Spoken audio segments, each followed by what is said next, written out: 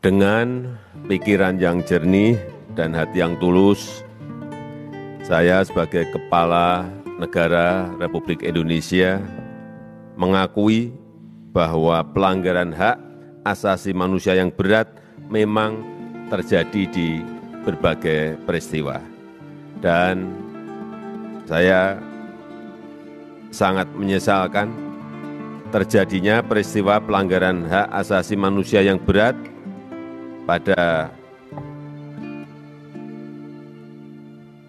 yang pertama, peristiwa 1965-1966,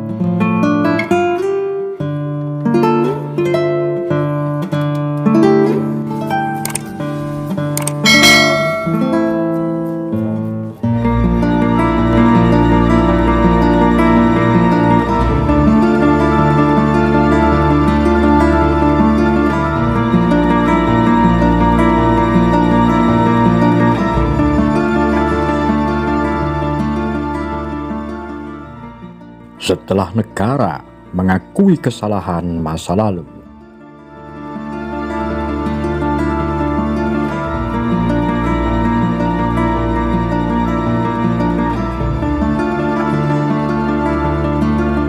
Presiden Joko Widodo telah mengakui sejumlah kejahatan berat yang dilakukan negara pada masa lalu. Ada 12 kasus pelanggaran hak asasi manusia yang disorot. Salah satunya adalah peristiwa pembunuhan massal tahun 1965-1966.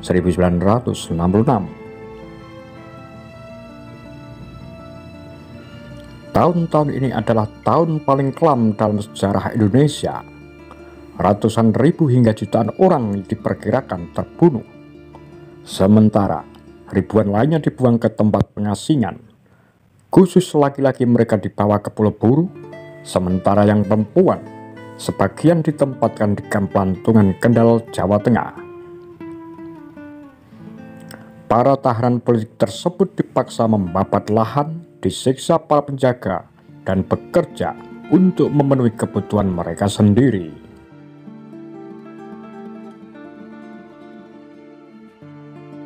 Di antara para tahanan politik yang dibuang pemerintahan militer Orde Baru Soeharto, ada nama sastrawan Pramodya Anantatur. Pram, begitu sapaan karibnya, seperti tahanan lainnya, tak memiliki keistimewaan. Dia tak lepas dari kewajiban kerja paksa. Konon kisah di Pulau Buru mengilhami dirinya, menulis karyanya yang monumental, yakni Tetralogi Buru. Aksi pembersihan terhadap orang-orang yang dianggap komunis dan Soekarnois memang berlangsung cukup masif. Di berbagai daerah terjadi pembantaian. Ladang pembantaian terhadap orang-orang yang dianggap komunis itu terbentang di berbagai penjuru. Paling parah tentu kawasan eks-Karesidenan Surakarta, Matraman, Jawa Timur, Banyuwangi, hingga Bali. 4 kawasan yang disebutkan di atas adalah basis pengikut Partai Komunis Indonesia. Sejumlah kader PKI bahkan menjadi kepala daerah di sejumlah daerah tersebut. Wali Kota Solo, Utomo Ramlan, adalah salah satunya. Dia menjabat sebagai Wali Kota Solo pada tahun 1958 sampai dengan kematiannya, usai diciduk tentara pada 1965. Selain Utomo Ramlan, ada nama Anak Agung Bagus Teja yang menjabat sebagai Gubernur Bali. Sama dengan Utomo, nasib Anak Agung Bagus Teja juga tidak jelas usai peristiwa 1965 yang menurut versi resmi pemerintah Orde Baru adalah kudeta PKI. Soal berapa jumlah korban sampai sekarang belum ada angka pasti. Setiap buku memiliki versinya masing-masing. Robert Cribb, seorang peneliti asal Australia, dalam buku The Indonesian Killings, pembantaian PKI di Jawa Bali 1965 hingga 1966, memperkirakan 500.000 hingga 3 juta warga negara Indonesia tewas selama aksi pembersihan tersebut. Sementara versi Komando Operasi Pemulihan Keamanan dan Ketertiban Kopkamtib, salah satu alat pemukul milik Orde Baru untuk menjaga stabilitas politik dan keamanan, mencatat sekitar 450 dan 500 ribu nyawa yang melayang. Terlepas versi mana yang benar, beredarnya angka korban tersebut adalah bukti bahwa aksi pembunuhan terhadap orang komunis maupun yang dianggap komunis berlangsung masif. Sayangnya, upaya mengungkap dan mengadili dalang di balik peristiwa itu selalu mentok karena alasan politis. Upaya rekonsiliasi juga terhambat karena kedua kubu merasa memiliki luka pada masa lalu. Langkah progresif pernah dilakukan oleh Presiden Abdurrahman Wahid alias Gus Dur. Gus Dur saat dia memerintah telah secara terbuka meminta maaf atas pembantaian pada tahun 1965-1966.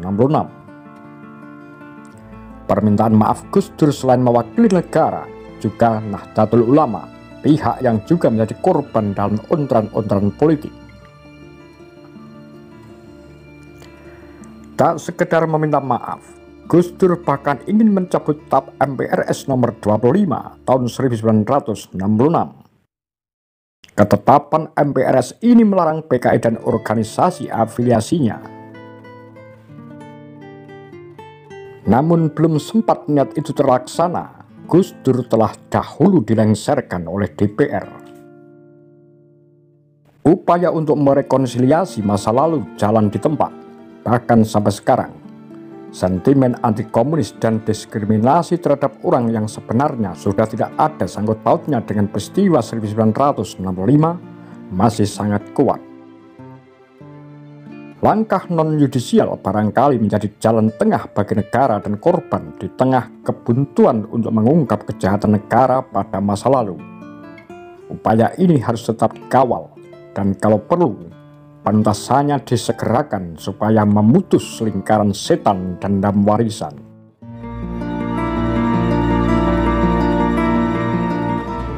Apa pendapat Anda? Demikian Kura-Kura, Pagar Lambe Sundel.